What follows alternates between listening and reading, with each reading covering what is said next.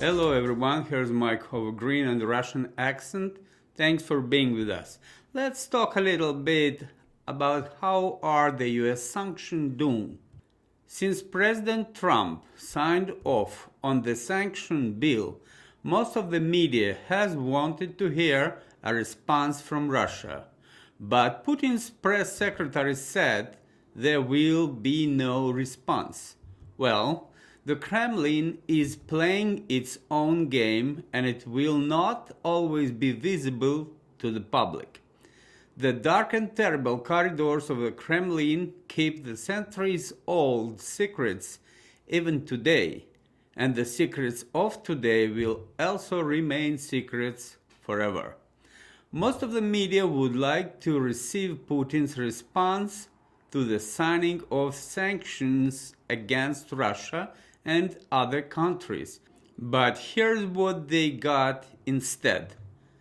Putin sunbathing, Putin diving, Putin quad biking, Putin horseback riding, and the Putin as a wilderness expert talking about the mushrooms.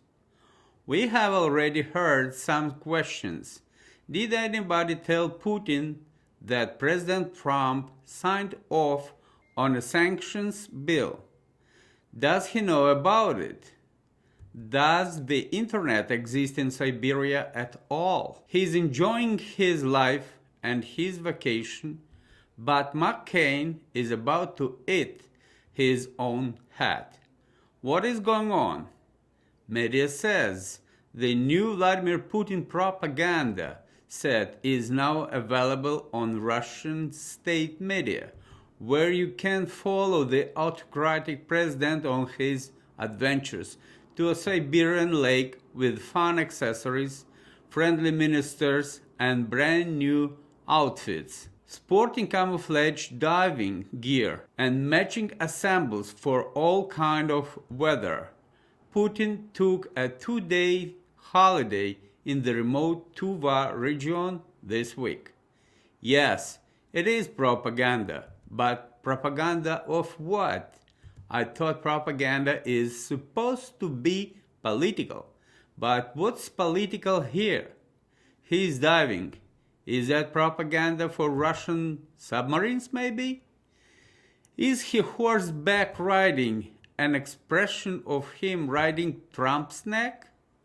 Or maybe he is about to declare that Russian spies are everywhere and that their microphones are all over the world, even in Siberian mushrooms, and of course in the White House.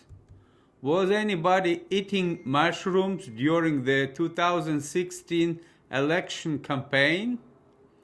Well, speaking seriously, Putin is not worried about sanctions because he knows his country and knows that sanctions against Russia will not work, as they didn't work against China and other countries.